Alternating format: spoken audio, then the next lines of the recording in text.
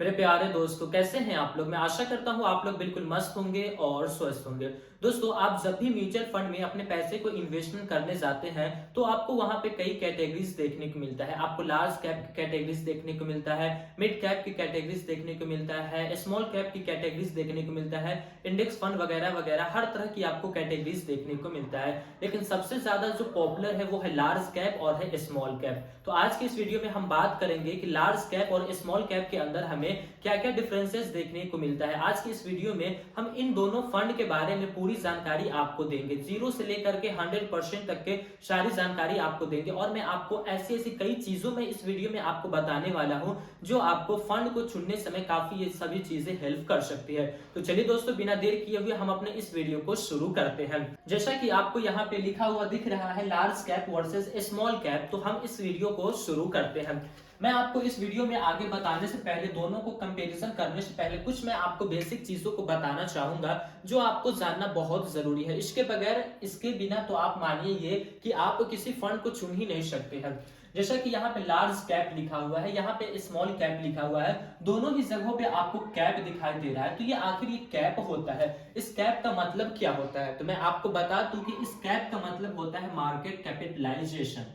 अगर आप mutual fund में अपने पैसे को इन्वेस्टमेंट करने के लिए जाएंगे तो आपको कई तरह के कैटेगरीज देखने को मिलता है, जिसमें से ये दोनों कैटेगरीज तो कॉमन है जो कि हर लोग जानते हैं। तो इस कैप का मतलब होता है मार्केट कैपिटलाइजेशन। अब ये मार्केट कैपिटलाइजेशन होता क्या है तो मैं आपको बताता हूँ। किसी भी कंपनी का कितना बड़ा नेटवर्थ है, कितना उस कंपनी का वैल्यू है, इस चीज को हम उस कंपनी के मार्केट कैपिटलाइजेशन से ही क्लियर करते हैं। जितना बड़ा कंपनी का मार्केट कैपिटलाइजेशन होगा उतना वो वेल्दी कंपनी माना जाता है। तो यहाँ पे मैं आपको बताऊंगा कि कैसे आप किसी भी फंड के, किसी भी कंपनी के आप मार्केट कैपिटलाइजेशन को खुद से आप जान सकते हैं कि वो किस कैटेगरीज में आता है। वो लार्ज कैप कैटेगरीज में आता है, या फिर वो मिड कैप कैटेगरीज में आता है, या फिर वो स्मॉल कैप कैटेगरीज में आता है। उसके लिए बस आपको करना ये है कि आपको सबसे पहले उस कंपनी के, जिस कंपनी का आप मार्केट कैपिटलाइजेशन जानना चाहते हैं, उस कंपनी के आपका शेयर प्राइस मालूम होना चाहिए और उस कंपनी ने कितने ऐसे शेयर्स मार्केट में लॉन्च किए हैं वो चीज आपको पता होना चाहिए। तब आपको मैं एक ट्रिक बताता हूं। अगर आपको किसी भी कंपनी का मार्केट कैपिटलाइजेशन निकालना है तो आप जिस कंपनी का निकालना चाहे उस कंपनी का आप शेयर प्राइस लिखेंगे, उसको इज इक्वल टू करेंगे जितना उसका टोटल आउटस्टैंडिंग शेयर्स, यानी कि उस कंपनी ने जितने अपने मार्केट में शेयर्स को लॉन्च किया है उससे आप मल्टीपल कर देंगे तो आपको मार्केट कैपिटलाइजेशन है वो निकल के सामने आ जाएगा। यहाँ पे मैंने आपको समझाने के लिए एक एग्जाम्पल को लिखा है। जैसे एग्जाम्पल है कि मान लीजिए किसी शेयर प्राइस की कीमत है 250 रुपए, इसको हम इक्वल टू करते हैं टोटल आउटस्टैंडिंग शेयर्स के साथ। तो मान लीजिए कोई कंपनी है जिसका एक स्टॉक्स का, एक शेयर का प्राइस है 250 रुपए, वो ऐसे ऐसे 10 लाख शेयर को मार्केट में लॉन्च की है, यानी कि वो अपनी कंपनी के 10 लाख शेयर्स को निकाली है। तो उस हिसाब से अगर दोनों को हम मल्टीपल करते हैं तो यहाँ पे हमें 25 करोड़ रुपए देखने को मिलता है। तो हम ये चीज कह सकते हैं कि 25 करोड़ उस कंपनी का मार्केट कैपिटलाइजेशन है। चाहे आप किसी भी कंपनी के अंदर चले जाइए, उसका आप मार्केट कैपिटलाइजेशन इसी तरीके से आप निकालेंगे। चलिए, ये तो हो गई बेसिक चीज। अब हम आते हैं अपने मेन पॉइंट पे कि हमें दोनों के अंदर क्या बेसिकली जो डिफरेंस है देखने को हमें मिलता है। जैसे कि लार्ज कैप कैटेगरीज और स्मॉल कैप कैटेगरीज हमें क्या डिफरेंस देखने को मिलता है। सबसे पहले हम लार्ज कैप कैटेगरीज की बात करेंगे कि लार्ज कैप क्या होता है। तो लार्ज कैप, मेरा कहने का मतलब ये है कि लार्ज कैप हम उस कंपनी को कहते हैं जो सबसे बड़ी बड़ी कंपनी है। हमारे हिंदुस्तान के अंदर, हमारे इस देश के अंदर जो भी सबसे बड़ी बड़ी कंपनियां हैं, जैसे आप रिलायंस को ले लीजिए, टाटा को ले लीजिए, एचडीएफसी बैंक को ले लीजिए, आईसीआईसीआई बैंक को ले लीजिए, ये सभी जो कंपनियां हैं वो लार्ज कैप के अंदर आती है। तो आखिर इस कंपनी को चुना कैसे गया है? मार्केट कैपिटलाइजेशन की बात है तो कितना मार्केट कैपिटलाइजेशन चाहिए कि ये कंपनी लार्ज कैप में जा सकती है? तो मैं आपको बताता हूं कि लार्ज कैप में जाने के लिए जो मार्केट कैपिटलाइजेशन चाहिए वो चाहिए हमें 10 बिलियन डॉलर से अधिक का। यानी कि जो भी कंपनियां 10 बिलियन डॉलर से अधिक का उसका नेटवर्थ हो जाता है, उसके स्टॉक्स की, टोटल स्टॉक्स की कीमत हो जाती है, वो कंपनियां लार्ज कैप में चली जाती है। लेकिन शुरू से मैं आपको बताता हूं, तो जो भी कंपनी का 20,000 करोड़ से ऊपर का उसका मार्केट कैपिटलाइजेशन हो जाता है उस कंपनी को हम लार्ज कैप कहते हैं।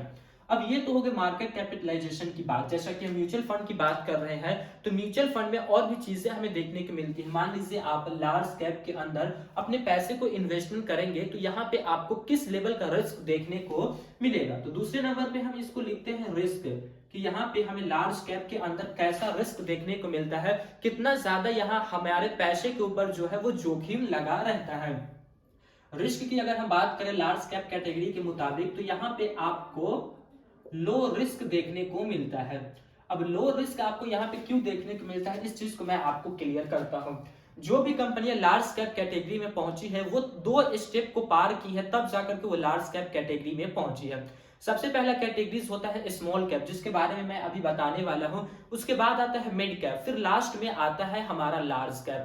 तो जो भी कंपनियां, जैसे कि मैंने अभी जिन जिन कंपनियों का नाम आपको बताया, जैसे कि HDFC बैंक हो गया, ICICI बैंक हो गया, हिंदुस्तान यूनिलीवर हो गया, L&T हो गया, ऐसे बड़ी बड़ी कंपनियां हैं। तो ये कंपनियां इतनी बड़ी हो गई है कि अगर मार्केट में कोई बबल भी आता है, कोई अगर क्रैशेस भी आता है, तो इस कंपनी के ऊपर ज्यादा प्रभाव नहीं पड़ने वाला है, क्योंकि ये छोटी कंपनियां नहीं है, बल्कि ये एक बहुत बड़ी बड़ी कंपनियां है, जिस वजह से यहाँ पे आपको लो रिस्क देखने को मिलता है।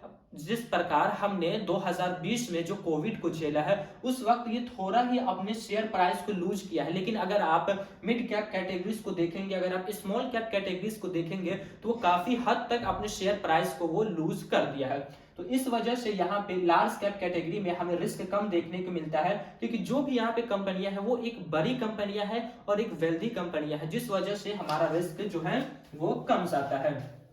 अब हम म्यूचुअल फंड की बात कर रहे हैं, तो यहाँ पे हमें रिटर्न्स भी देखना जरूरी है, क्योंकि जितने भी म्यूचुअल फंड के इन्वेस्टर है, वो सभी लोग इस रिटर्न्स के लिए ही अपने पैसे को इन्वेस्टमेंट करते हैं। अगर हम ऑल ओवर रिटर्न्स को देखें, तो यहाँ पे हमें लार्ज कैप ने 12% से लेकर के 20% तक का रिटर्न्स बना करके दिया है। अगर आप HDFC लार्ज कैप को देखेंगे, तो उसका ऑल ओवर रिटर्न्स हम देखते हैं, तो उसने 19% कुछ पॉइंट का उसने रिटर्न्स दिया है, यानी कि लगभग वो 20% का रिटर्न्स लोगों को बना करके दिया है लार्ज कैप कैटेगरी होते हुए भी। जिस वजह से हम ये कह सकते हैं कि रिटर्न्स की अगर हम लार्ज कैप में बात करें, तो यहाँ पे हमें 12 से लेकर के 20% तक का आसानी से हमें रिटर्न्स जो है वो देखने को मिल जाता है। अगर यहाँ पे हम एक्सपेंस रेशियो की बात कर लेते हैं, एक्सपेंस रेशियो की बात अगर हम करते हैं, तो यहाँ पे हमसे 0.3% से लेकर के यहाँ पे हमें 1.5% तक का यहाँ पे हमें एक्सपेंस रेशियो जो है वो हमें देखने को मिल जाता है। यानी कि जो फंड मैनेजर आपके फंड को मैनेज करेगा, आपके पैसे को मैनेज करेगा, वो आपसे इतना तक का चार्ज जो है वो ले लेता है। अब हम देखते हैं स्मॉल कैप की, कि स्मॉल कैप के अंदर हमें क्या क्या चीजें देखने को मिलती है। जो चीजें हमने यहाँ पे बात किया है, वो सभी चीज हम इसके अंदर भी बात करेंगे। अब आते हैं हम स्मॉल कैप के ऊपर। तो जैसा कि मैंने आपको शुरू में ही बता दिया है कि स्मॉल कैप ही पहला कैटेगरी होता है, जिसमें कोई भी कंपनी, अगर कोई स्टार्टअप होता है जो कुछ ग्रोथ करता है, तो सबसे पहले वो इसी कैटेगरीज में आता है। वो सबसे पहले स्मॉल कैप कैटेगरीज में ही जाता है, जो कि सबसे ज्यादा जोखिम भरा इन्वेस्टमेंट होता है, क्योंकि कितने सारे स्टार्टअप ऐसे होते हैं जो आते भी हैं और ग्रो भी कर जाते हैं, लेकिन ज्यादातर स्टार्टअप ऐसे होते हैं जो आते भी हैं और वो डूब भी जाते हैं, जिस वजह से यहाँ पे आपको बहुत ही ज्यादा रिस्क देखने को मिलता है। अब जो फंड मैनेजर, वो तो पैसे को इन्वेस्टमेंट कर दिया है, अगर वो कंपनी जो उसका स्टार्टअप था वो ऊपर गया तो हमारा पैसा बढ़ेगा, लेकिन अगर वो कंपनी डूब गई तो हमारा पैसा जो होता है वो डूब जाता है। चलिए हम देखते हैं कि मार्केट कैपिटलाइजेशन के हिसाब से स्मॉल कैप कैटेगरीज के अंदर कौन कौन से फंड आते हैं। फिर हम देख लेंगे इसके रिस्क को, कि यहाँ पे हमें कैसा रिस्क देखने को मिलता है। फिर लास्ट में हम देख लेंगे इसके रिटर्न्स को, कि यहाँ पे हमसे कितना जो रिटर्न्स है वो लिया जाएगा। तो मार्केट कैपिटलाइजेशन की बात करें, तो इसके अंदर स्मॉल कैप कैटेगरीज के अंदर 5000 के नीचे, 5000 करोड़ के नीचे जो भी कंपनियां होती है जिसका मार्केट कैप्चर 5000 करोड़ से नीचे का होता है, उस कंपनी को हम स्मॉल कैप कैटेगरीज में रखते हैं। अगर हम रिस्क की बात करें, तो यहाँ पे आपको सबसे ज्यादा रिस्क देखने को मिलता है। तो हम ये कह सकते हैं कि यहाँ पे हमें वेरी हाई रिस्क, यानी कि बहुत ज्यादा रिस्क हमें देखने को मिलता है। लेकिन खासियत इसकी ये है कि जितना ज्यादा यहाँ पे आपको रिस्क देखने को मिलता है, उतनी ही ज्यादा ये फंड आपको रिटर्न्स को भी बना करके देता है। रिटर्न्स की अगर हम बात करें तो यहाँ पे इस फंड ने करीब 5 साल के अंदर में, 5 साल का अगर हम इस फंड का रिकॉर्ड देखें, स्मॉल कैप कैटेगरीज वाले फंड का रिकॉर्ड अगर हम देखते हैं, तो ये 30% से लेकर के 40 से 45% तक का रिटर्न्स लोगों को बना करके दिया है, जो कि काफी बड़ी बात होती है। फिर लास्ट में अगर हम इसके एक्सपेंस रेशियो की बात करते हैं, तो देखिए मैं आपको एक्सपेंस रेशियो में क्लियर नहीं मैं आपको बता सकता हूं, जैसे मैंने यहाँ पे आपको समझाने के लिए इतना बता दिया हूं, यहाँ पे भी आप उतना ही ले सकते हैं। जैसे कि यहाँ पे आप लेके चल सकते हैं 0.5% से लेकर के आप 0.99% तक आप एक्सपेंस रेशियो यहाँ पे लेकर के चल सकते हैं। वैसे आपको ये समझाने के बेसिस पे मैं इसका एक्सपेंस रेशियो बता दिया हूँ, लेकिन आप जितने भी कैटेगरीज में जाएंगे, मान लीजिए आप स्मॉल कैटेगरीज में ही जाएंगे, तो वहां में आप जिस फंड में जाएंगे उस फंड का आपको जो एक्सपेंस रेशियो है वो अलग अलग देखने को मिलेगा। रिटर्न्स की बात करें तो रिटर्न्स भी आपको उस फंड के अलग अलग देखने को मिलेगा। तो मैंने एक मोटा मोटी आपको रिकॉर्ड बताया है कि लार्ज कैप के मुताबिक आपको ये सभी चीजें जो है वो देखने को मिलेगा।